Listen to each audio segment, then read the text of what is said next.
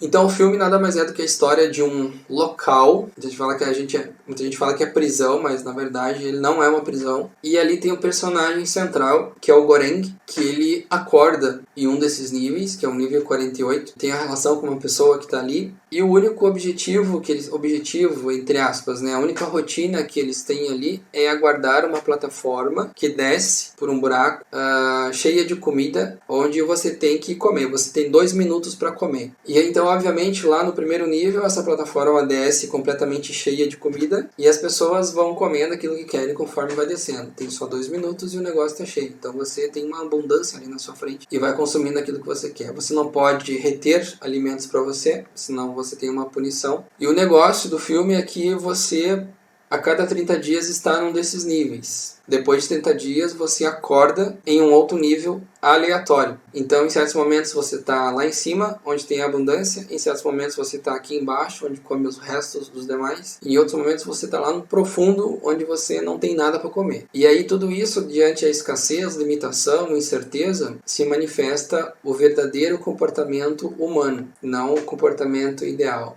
Mas é bom entender assim que esse filme ele é uma fábula. E como toda fábula e paródia, ela trata de alguns elementos que são fora do contexto realístico. Então não adianta ficar procurando perguntas do tipo como que a plataforma descia se não tinha cabo. Não cabe perguntar também, por exemplo, como que a criança lá no final, no último nível, sobreviveu há tanto tempo. O que importa no filme é a mensagem que ele dá sobre comportamento, sobre a relação do ser humano, sobre a nossa relação com o outro diante da escassez ou da abundância. É sobre sociedade, é sobre rico-pobre, é sobre capitalismo, é sobre religião, sobre socialismo, de tudo um pouco e outros vários poucos ainda para a gente analisar. Então, 3 livros, no mínimo, referências bibliográficas para esse filme. Dom Quixote, ele é um romance lá do século XVII, espanhol, assim como o filme também é uma produção espanhola. E o outro livro é A Divina Comédia, do Dante Alighieri. Então o filme O Poço acontece da contagem dos níveis de cima para baixo, e o Poço nada mais é do que a retratação do nosso mundo real, na relação do ser humano com outro ser humano, na relação do ser humano com os recursos que a natureza nos dá, da abundância que nós temos, da escassez que nós temos. O nível 0 do filme, que é aquele que ninguém consegue atingir, que lá no início é mostrado com o chefe de cozinha, os cozinheiros trabalhando de forma harmônica, todo mundo uniformizado, os violinistas tocando, né? Trazendo um aspecto de céu, de paraíso para todos. Mas o nível 0, na verdade, é a retratação, o mundo idealizado, aquilo que espera que seja realmente o nível 0. Mas na cabeça das pessoas que estão dentro do poço, não há uma ideia real. Algumas pessoas nas interpretações aí compartilhadas pelas redes sociais dizem até que o nível 0 é somente a natureza existente, aquilo que está na superfície. E o último nível, quem assistiu o filme vai entender, que é o 333, porque se nós pegarmos o número 333 e multiplicarmos por outras referências que nós temos, que são 2 pessoas por nível, ou os 2 minutos que a plataforma fica em cada andar. 3 vezes 2 dá 666, que é um número bíblico lá que faz referência a inferno, enfim, numa linguagem metafórica ali e tal, mas que também pode trazer referência ao próprio livro Divina Comédia. Ele fala sobre os níveis do inferno, do purgatório e do céu. E em cada nível possui 33 círculos, onde pessoas de comportamento distinto estão presas ali. Então 333 também poderia ser 3 de inferno, céu, purgatório, e 33 fazendo referência a cada círculo existente nesses 3 níveis diferentes. E a comida nada mais é do que aquilo que todas as pessoas esperam, onde lá no nível 0 tudo é preparado, tem a providência divina. De certa forma, uma retratação assim do comportamento das pessoas no filme, esperar que o pessoal lá de cima, lá do céu, traga tudo o que eles precisam para sobreviver ali. Todas as pessoas, pelo menos referências que se tem de quem fala, estão ali por vontade própria, por uma questão de escolha. Por que vontade própria? Porque quem dá o depoimento ali específico no filme, a maneira como foram parar ali, é o Goreng, o Trimagazi e a Imogiri. O Goreng, ele estava fazendo uma entrevista, e na entrevista ele estava ansioso para saber se tinha sido aprovado ou não, foi aprovado, para poder ir para o poço. Ele quer se purificar de uma questão do vício de cigarro que ele tem. Primeira pessoa que ele tem contato ao entrar no poço o Trimagazzi. Daqui a pouquinho a gente fala um pouquinho melhor dele. E o Trimagazzi conta a história dele, como ele foi parar ali. Estava assistindo televisão, viu a propaganda de um negócio de afiar faca e comprou aquele negócio de afiar faca. Depois que ele comprou o negócio de afiar faca, ele viu a propaganda de uma faca que nunca perdia o fio. E ele comprou essa faca porque ele se viu sugestionado pelo comportamento das pessoas que davam depoimento por ter a faca, de terem sua vida transformada por ter uma faca que nunca perdia o fio. Em determinado momento ele sente raiva de toda essa questão, desses detalhes que ele perdeu, e ele pega a televisão dele, joga pela janela e cai em cima de um imigrante ilegal, onde ele fala que a pessoa não deveria nem estar ali, se tivesse continuado no seu país de origem, né? Uma questão aí xenofóbica, obviamente. E que por conta disso ele foi preso. E quando ele foi preso, ele teve duas opções. Ou você vai ser internado numa psiquiatria, ou você vai pro poço. E como ele não quis assumir a questão de estar debilitado mentalmente, ele acaba escolhendo o poço, para ficar 1 ano. Todo o comportamento das pessoas quando encontra a plataforma cheia de comida ou com alguns restos para comer é não lembrar do outro. Isso é uma referência na questão da ganância que o ser humano possui. E aqui fica bem clara de que ganância é muito diferente de ambição. Em alguns meios que a gente vai, que a gente convive, as pessoas confundem gritantemente essa questão de ganância e ambição. Ambição é quando você deseja uma melhora, deseja uma manutenção do ambiente onde você vive. A ambição, ela está ligada a propósitos de vida. Uma pessoa que não é ambiciosa, que não quer melhorar aquilo que ela é, aquilo que ela tem, aquilo que ela gostaria de ser, ela fica estagnada. Onde ela está, o que ela sabe, o que ela é, o que ela faz. Diferente de uma pessoa gananciosa. A pessoa gananciosa, ela quer ter, quer acumular simplesmente pelo motivo da posse. Não existe um propósito além. Não existe um compartilhar. Não existe um compreender da questão do ambiente onde ela está. Ela simplesmente está e quer reter tudo para si. E algumas pessoas que estão diante daquela plataforma cheia de comida, elas já estiveram nos níveis mais baixos. E elas sabem o que é sofrer. E quando elas estão no nível mais alto, elas se comportam de uma maneira ridícula, completamente indiferentes aos que ainda estão lá embaixo. Nada do filme é escolhido por acaso. Nenhuma referência no filme ela é aleatória. Todas elas têm um significado um pouco mais profundo, uma mensagem a ser compartilhada ali dos personagens do filme, né? Goreng, por exemplo, é o nome de um prato oriental à base de arroz frito. Baharat é um tempero de Oriente Médio. E depois uma referência que a gente faz sobre o Baharat era bem significativa do porquê do Oriente Médio. E Imogiri é um complexo de cemitérios existente na Indonésia. Olha como tudo tem relação. A Imogiri é aquela que está com câncer. A referência dos livros aí, o primeiro que eu fiz citação foi Dom Quixote de La Mancha, obra de Miguel de Cervantes, um livro do século XVII. Século XVII, a população mundial estava saindo da fase ali da Idade Média, onde os cavaleiros eram considerados heróis, né, defensores da monarquia e tudo aquilo ali. E o Dom Quixote, ele é um personagem dentro do livro que ele é viciado em histórias de cavaleiros. Só que ele nunca sai da casa, da aldeia dele. Todos aqueles romances de cavaleiro, de histórias que ele lê, faz parte da realidade do mundo externo. Até o momento em que ele é confrontado por algumas pessoas e essas pessoas mandam ele viver no mundo real. E ele sai, coloca sua armadura e vai para o mundo real viver uma história, uma aventura de cavaleiro que ele tinha uma imagem a partir dos livros que ele lia, dos romances que ele lia. Então é forte a referência do filme, até mesmo na própria imagem do personagem principal, do protagonista do filme, que é o Goreng. O convite do Don Quixote, então, na verdade, é para que ele saia da teoria, da fantasia que ele vive, para que vá observar o mundo real. E da mesma forma que o Don Quixote é viciado em livros, o Goreng ele é viciado em cigarro. Esse é o motivo pelo qual o Goreng vai para lá dentro. Então também tem uma ideia de purificação, o processo de estar dentro do poço.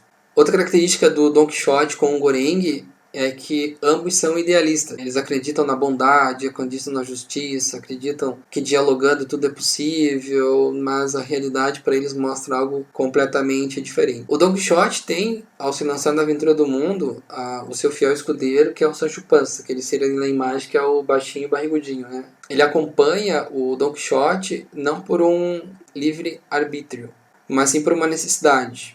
Só que ele é o cara que tem os pés no chão. Tenta, em vários episódios, vários capítulos do Don Quixote, mostrar a realidade nua e crua para o Don Quixote, onde o Don Quixote fantasia várias questões. E no filme, o poço, quem faz referência ao Don Quixote, no primeiro momento, é o próprio Trimagazzi, a personificação da questão realista, e ele usa muito a palavra óbvio. na questão de que ele é o cara que tenta mostrar a crueldade do ambiente a qual eles estão presentes.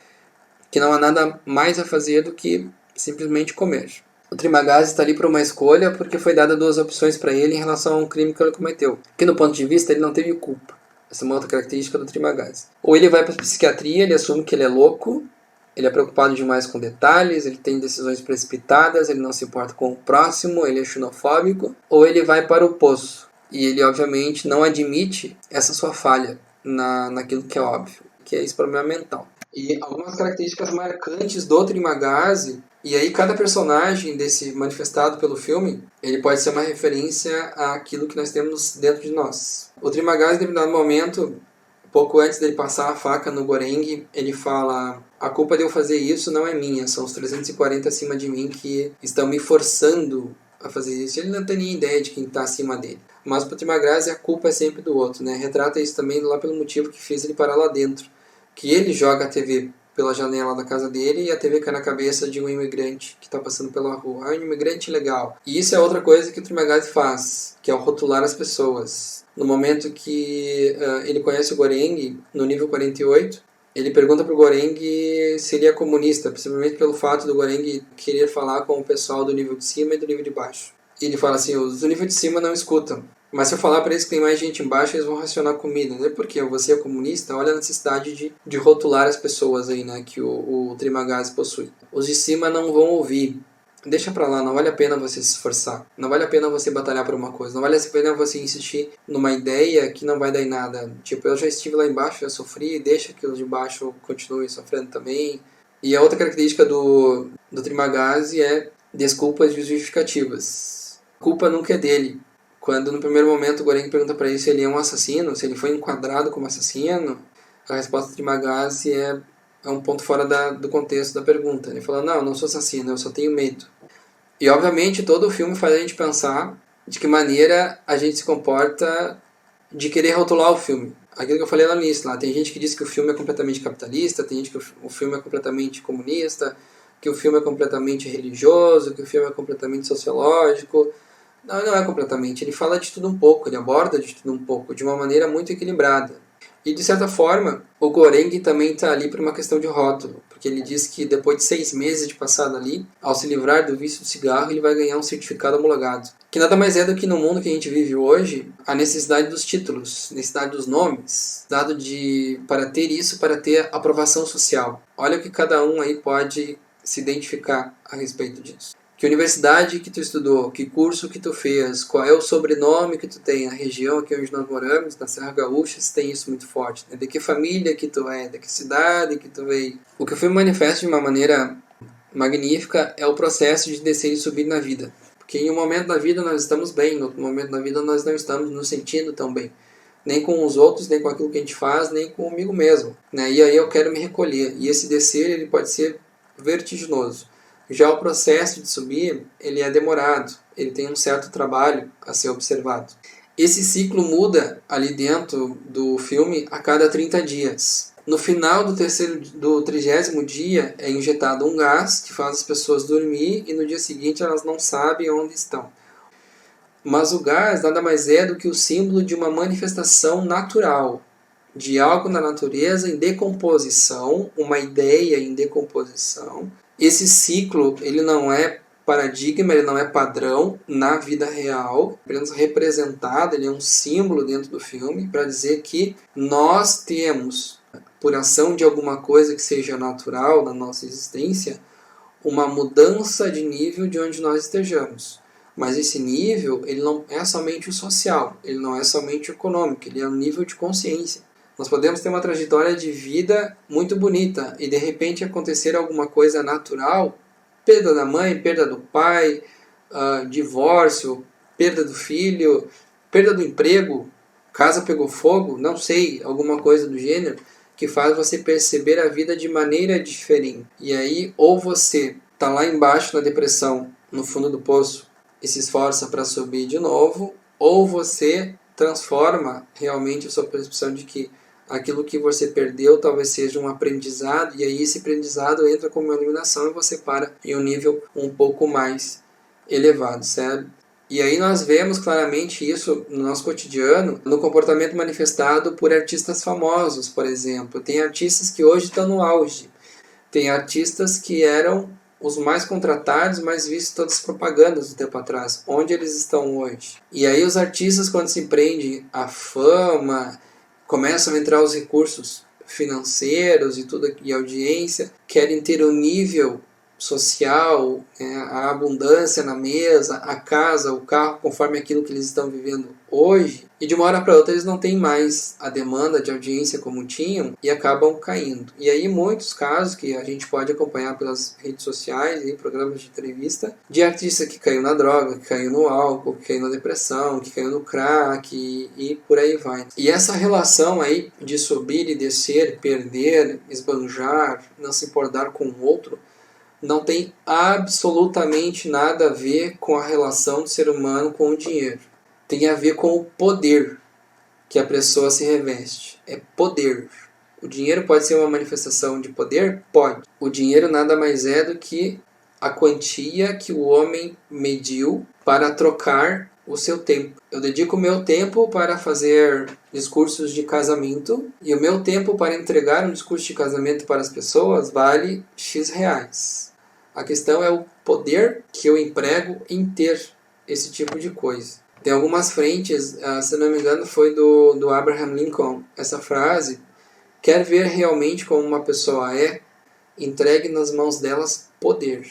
Uma coisa que eu aprendi nesses últimos anos, aí de 2 anos para cá, vou ser bem sincero, o dinheiro não transforma ninguém. O dinheiro apenas potencializa aquilo que você já é. Se você passou a vida inteira sem ajudar ninguém, sem colaborar com ninguém, não sendo solidário, não sendo altruísta com ninguém, e você faz aquelas promessas do tipo: quando eu acertar na Mega Sena, eu vou ajudar fulano, ciclano, beltrano, eu vou montar uma entidade para ajudar. É mentira, você não vai. Agora, se você ainda na escassez que você vive, com o pouco que você tem, eu conheço gente que ganha um salário mínimo por mês e ainda ajuda vizinho, ajuda familiar. Se um dia essa pessoa ficar milionária, ficar muito bem de vida, ela não vai esquecer dos outros que ela ajudava. Bem pelo contrário, ela vai ter mais condições de ajudar outras pessoas que mais precisam. Então não é um problema de classe social, não é um problema de nível econômico ou de quanto a pessoa tem. O problema ali é de consciência. Um sábio que eles encontram na descida dos níveis, né, quando eles vão para cima da plataforma, ele fala: não basta alimentar todos, é necessário uma mensagem. Então não adianta você pegar os recursos de alguém que já construiu alguma coisa, ou que a própria natureza disponha de forma abundante, e simplesmente dar para outras pessoas que não têm. É necessário que você ofereça um aprendizado para aquelas pessoas. Porque se as pessoas não aprenderem nada, não se motivarem a nada, não realizarem nada, elas sempre permanecerão ali, paradas, esperando que aquele recurso venha. E diferente do que muita gente pensa, vamos entender bem, e o capitalismo não é relação com dinheiro. Até porque a palavra capitalismo tem a raiz ali da palavra capital, que significa caput. E caput significa cabeça, então é uma questão racional. Qual é o envolvimento racional que nós temos com os recursos do ambiente, do mundo, da sociedade que nós vivemos? E a palavra socialismo tem a raiz social, obviamente, que significa socius, que significa companheiro. É uma relação de companheirismo. Então esses são os fundamentos lá da origem das palavras capitalismo e socialismo. E não é nada nessa questão ideológica que as pessoas, de maneira muito burra, tratam no dia de hoje. Tratam o capitalismo como sendo algo simplesmente opressor. E que o socialismo, de certa forma, é uma ideologia muito bonita, mas para ser implantada ela precisa ser opressora também. E isso desagrada a gregos e troianos. Muita gente pensa que a manifestação errada do capitalismo seja a ganância, e não é. A manifestação errada do capitalismo é a indiferença com o outro. E o distúrbio que o socialismo possui é a violência, que ele precisa ser imposto. E quando nós somos presos a ideias, idealismos aí, quando nós vamos para a realidade, a coisa é muito diferente, né? Toda a teoria é muito bonita, mas quando vai para a prática, a gente vê que algumas coisas precisam ser devidamente ajustadas, né? Toda essa questão aí de capitalismo, socialismo que eu falei anteriormente, foram palavras do próprio diretor do filme que eu assisti de uma entrevista que ele fez lá da Espanha. Não adianta, de forma racional, tu pensando no que os recursos da natureza podem te prover, tu consegue levar a mensagem a outras pessoas. A maior prova dessa é o próprio filme O Poço. O filme O Poço ele foi exibido de forma tradicional em muitas salas de cinema na Espanha e teve uma baixa audiência. Quando ele foi colocado no Netflix, que é uma plataforma de empreendedores no campo da informática, no campo da comunicação, para divulgar entretenimento para as pessoas que pagam um valor X para ter filmes, documentários, enfim, entretenimento na sua casa, somente a partir daí que o filme O Poço teve esse engajamento que ele tem hoje. Então, um filme de baixo investimento, uma produção curta de 6 semanas, precisou ser colocado numa plataforma nerd de empreendedores para ter a audiência que tem hoje. Isso é capitalismo. Para chegar a todos os povos de igual maneira, foi necessário investimento. Tá? Isso é capital, isso é caput, isso é cabeça. A teoria de igualdade, de comunidade, de sociedade, todo mundo tem de forma muito bonita. Mas e o momento que nós estamos vivendo hoje? Que retrata muito bem o comportamento humano da gente. Quantos aqui que estão assistindo, que quando foi colocado na mídia que o coronavírus estava chegando, que era necessário o distanciamento social, que muita gente confundiu com o confinamento ou com a quarentena. Quantas pessoas vocês conhecem que foi correndo para os mercados e encheu os carrinhos do mercado de papel higiênico, álcool gel, comida e máscara de proteção? Levanta a mão aí. Então, quando a gente está no mundo real, a gente vê o comportamento humano. Tem gente aí que vai ter papel higiênico na despensa até o ano 2035, mais ou menos. Álcool gel que nunca usou na vida, fez estoque em casa. Olha que a estupidez humana ela é manifestada no mundo real diante de momentos de escassez. Das referências da Bíblia que o filme traz, de forma velada, aos 7 pecados capitais. Obviamente, a gula, a avareza, que nós possamos entender ali na questão do apego. Tem uma cena muito rápida que mostra um homem com a cama cheia de notas de dinheiro, mas vamos lembrar que o apego não é somente a questão do dinheiro, é tudo aquilo que possa ser material ou até mesmo afetivo. Muitos não percebem, mas no filme é representada quando cada um escolhe um objeto para levar lá para dentro. O Goreng, por exemplo, leva um livro, o próprio livro do Don Quixote. O Trimagaz leva a faca. A luxúria é manifestada principalmente naquela cena onde tem aqueles 2 homens que estão dentro de uma piscina muito pequena, mas estão ali. A ira, em vários momentos, é manifestada por vários personagens, mas principalmente pela Miharu, aquela louquinha que desce sentada na plataforma em busca do filho ou da filha que está perdido. A inveja, que essa aqui é incrível, né? A inveja por aquele senhor grisalho que está no nível 7, quando o Goreng e o Barahat começam a descer, já com a ideia de ir descendo e distribuindo comida com as pessoas um pouco. E aquele senhor com o cabelo grisalho, ele não aceita isso. E ele fala assim, eu estou no nível 7, você estava no 6. Eu tenho o direito de encher minha barriga de comida, ele fala outro nome, não sei falar agora. Quando eu estava no 114, eu quase morri lá. Onde é que vocês estavam quando eu estava no 114? A preguiça, em vários momentos, também ela é manifestada, mas principalmente nas pessoas que não cuidam da sua aparência. A falta de asseio, a falta de cuidado, de higiene com a aparência, com a roupa, é uma das características da pessoa que é acometida por esse pecado da preguiça.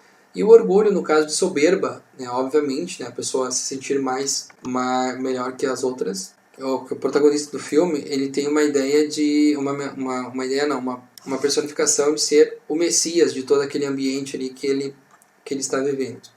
Mas essa ideia dele ser Messias, ela é implantada, ela é manifestada por uma mensageira de quem esteve no nível 0. Então a Imogiri tem até um papel ali de anjo, né, um mensageiro, né, que traz uma mensagem um pouco melhor para alguém que está ali e que tem uma certa lucidez. Por que o Goreng é a pessoa que manifesta ali no poço ter uma melhor lucidez? Porque ele é o único que levou um livro. E a Imogiri encontra o Goreng no livro 33.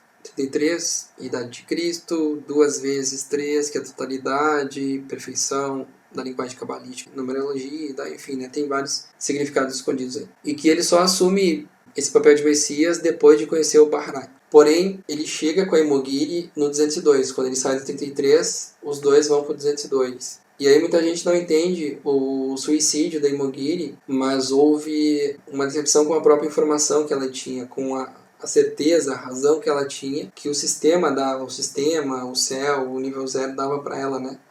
De que era um ser que de 200. Quando ela chega no 202 e vê que tem mais coisa lá para baixo, ela se decepciona e acaba cometendo suicídio, porque até de uma forma de, no alto sacrifício, poder ajudar o Goreng, dando a sua própria carne para ele comer. Então, né, quem viu o filme sabe ali que, na falta de recursos da plataforma, as pessoas acabam comendo carne humana. Quando o Goreng sai do 202, ao final do 30º dia, ele acorda no nível 6, e ali está o Baharat. Baharat é o nome de um tempero lá do Oriente Médio, e a referência ao Oriente Médio é na questão da religiosidade presente ali. E é manifestada pelo Baharat quando ele tenta conversar com o pessoal do nível 5. Ele diz assim, ó, peguem a minha corda, peguem o meu objeto de apego. Eu vou subir e depois subir para os demais. E as pessoas do 5 perguntam, mas o que a gente vai ganhar se te ajudar? Vocês vão ganhar a bênção do Senhor, que é a vida eterna. Então ele é um porta-voz de religião. E de uma certa maneira até um pouco fundamentalista, porque ele usa os termos fundamentais de uma profissão de fé. O Baharat encontra no Goreng a figura do mensageiro, do Messias. Então ele tem ali a formação do companheirismo, o início, entre aspas, do socialismo manifestado dentro. Porém, somente pela palavra, pela pregação, ele não tem adesão às pessoas à proposta ali do poço. E quando a palavra não é suficiente, quando a teoria não é suficiente, quando a ideia não é aceita, aquele que é o fundamentalista e acredita cegamente na sua teoria, acaba empregando o uso da força, que é o que o Baharat manifestava e que às vezes o Goreng fazia uma cara de espantado. Como que alguém que falava de Deus, de vida eterna, de bênção, pode agredir com tamanha violência? Fazendo referência aos fundamentalismos religiosos e fazendo referência ao fundamentalismo da própria ideia do socialismo. Mas à medida que eles descem na plataforma, em determinado momento eles param e encontram um homem sábio, um senhor que está numa cadeira de rodas, que aparentemente está sendo cuidado por um homem que tem um aspecto de ser um skinhead. Um skinhead ele é um neonazista, né, o chamado neonazista. E aí essa coisa estranha, né, dos extremos. Um senhor aleijado, negro, velho, sendo cuidado por um neonazista. E quando o Baharat enxerga esse sábio, ele faz uma cara de tristeza, de desapontamento, mas esse desapontamento é consigo próprio por aquilo que ele estava fazendo. Ele diz, é um homem sábio, ele me ajudou a subir. E o homem sábio olha para o Baharat com tristeza e diz, o que tu está fazendo? Tu está pisando na comida. Primeiro lugar, antes de tudo, bom senso. E aí eles manifestam a ideia, né, de descer e entregar comida suficiente para cada pessoa de cada nível. E aí é onde o sábio coloca, não adianta você dar comida para todo mundo. Vocês têm que dar a mensagem, vocês têm que dar um aprendizado. Continuam descendo, mesmo após o contato com o homem sábio, toda a concordância com aquilo que o homem sábio falou, porém, eles continuam infligindo a violência naqueles que tentam infligir a ideia inicial deles de repartir a comida. De uma maneira muito radical, eles mostram no filme que liberdade e justiça não existem se não houver regras. Mas essas regras, obviamente, devem ser empregadas de uma maneira sábia. Liberdade e justiça fora do ambiente que tem a lei, que tem a norma, que tem observância, que tem respeito com o outro, ela só é uma ideologia. Então ela não existe na prática. Eu morei quase 2 anos na Itália e depois quando eu voltei para o Brasil eu sempre achei muito estranho as pessoas dizerem país de primeiro mundo, pessoa educada. Calma, não é bem assim. As pessoas lá são educadas no trânsito, por exemplo, parar em toda a faixa de segurança para as pessoas passarem, enquanto o pedestre estiver com o pé na faixa de segurança, elas não avançam com o carro. Por quê? Porque se você avançar com o carro enquanto o pedestre estiver com um pé na faixa de segurança e alguma autoridade policial ver, você é multado. E a multa não é pequena. Então as punições lá são muito grandes para crimes, até mesmo os crimes mais leves. Então a educação se dá por algumas imposições, sim. Que se não houver punição, alguns seres humanos não aprendem. E aí eu me coloco no lugar, porque tem muita coisa que eu ainda não aprendi.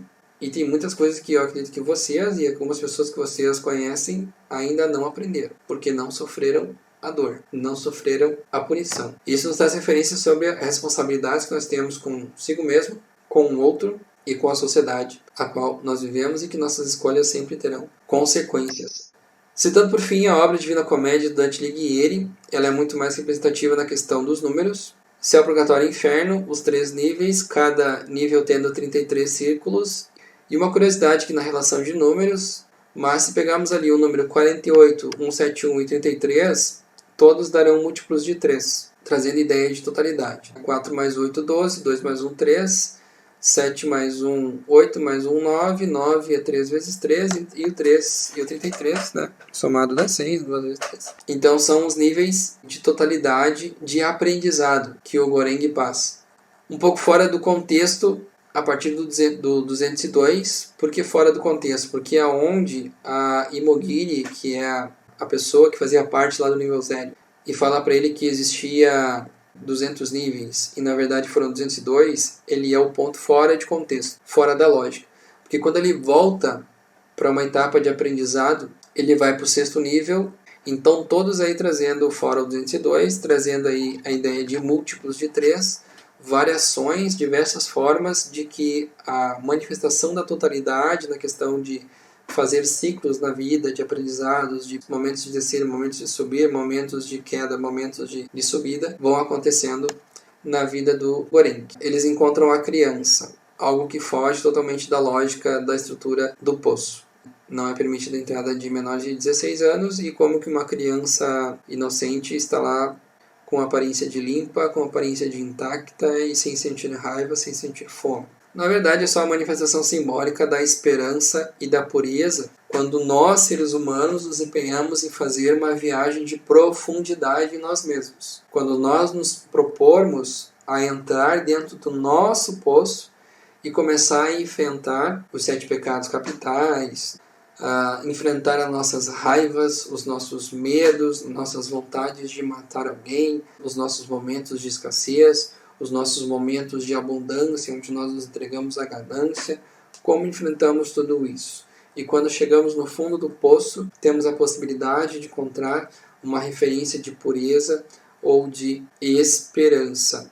O final do filme, para vocês terem uma ideia, ele é um final fechado. O diretor havia feito o final onde a criança chega lá em cima, mas ele decidiu mudar para que não tivesse uma conclusão. Por isso que o final ele está em aberto, para que as pessoas tirem as suas conclusões.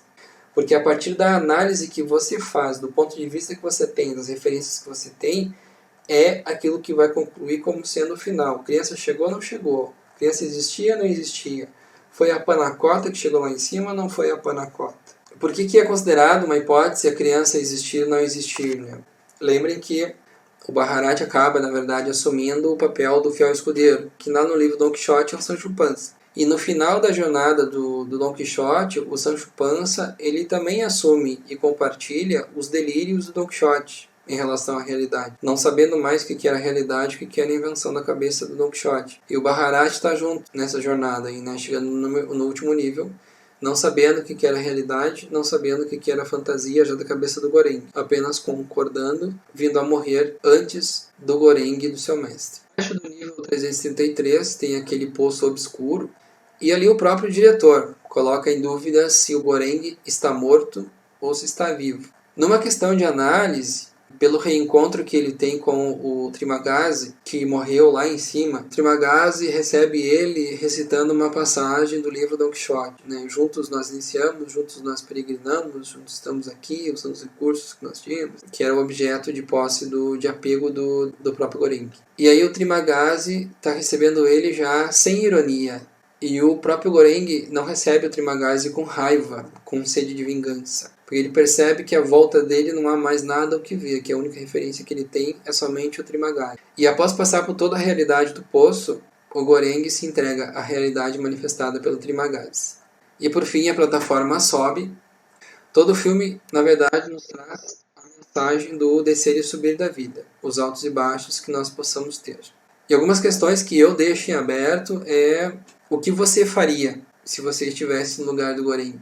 Uma hora está no 6, uma hora está no 202, uma hora está no 171, uma hora está no 48 e uma hora poder estar no 333. O que você encontraria nesse nível mais profundo da sua existência? Diante da abundância dos recursos que você tem hoje, hoje na vida. Pense nos recursos que você tem hoje na vida. Trabalho, salário, carro, comida na geladeira, amigos, família. Qual é a porção? Qual é o equilíbrio que você dá em relação a tudo isso? Qual é o devido valor que você dá para isso? Você lembra daqueles que não têm o mínimo disso que você tem em abundância? E no meu eu profundo, o que eu posso encontrar? É uma criança que sempre me dá esperança, aquela que tem a pureza, que me permite aprender sempre, me olha com olhos de serenidade. Será que você encontraria essa criança ou você encontraria uma versão sua que não lhe agrada muito? Esse é o tipo de questionamento que o filme O Poço traz para todos nós. No filme ainda, se todos comessem somente o necessário, teria comida para todas as pessoas de todos os níveis. Porque lá no início da entrevista é perguntado para o Goreng qual é o prato favorito dele. E a plataforma traz todos os pratos preferidos de todas as pessoas dentro do poço. Então, se eu comesse somente o meu prato preferido, todos poderiam comer todos os dias. E muitos de nós, mesmo assistindo um filme como esse, não aprendemos. Para quem quiser uma oportunidade aí de avaliar questões de profundidade do seu eu, descer dentro do seu próprio poço, transformar o seu ponto de vista em relação à ideologia, verdade, medos, incertezas, altos e baixos da vida. Existe aí a imersão online Espiritualidade Consciente, conteúdo, práticas, experiências, vivências que vão permitir todos esses olhares, todos esses simbolismos aí envolvidos no filme O Poço. O filme é muito profundo, o filme é muito complexo, cabe assistir várias vezes, mas principalmente assistir as entrevistas que o diretor cedeu a respeito do filme. Esperando que essa situação aí que nós estejamos vivendo em relação ao coronavírus mude em breve para todos e para o melhor. E quando isso acabar, eu espero que ninguém saia desse confinamento igual a como entrou. Espero que todos nós saiamos com alguma coisinha mudada para melhor, se possível. Depende do olhar de cada um, depende da dedicação, depende da forma que cada um desce do seu próprio poço, em cima da sua própria plataforma, com abundância de recursos. Forte abraço, fica com Deus.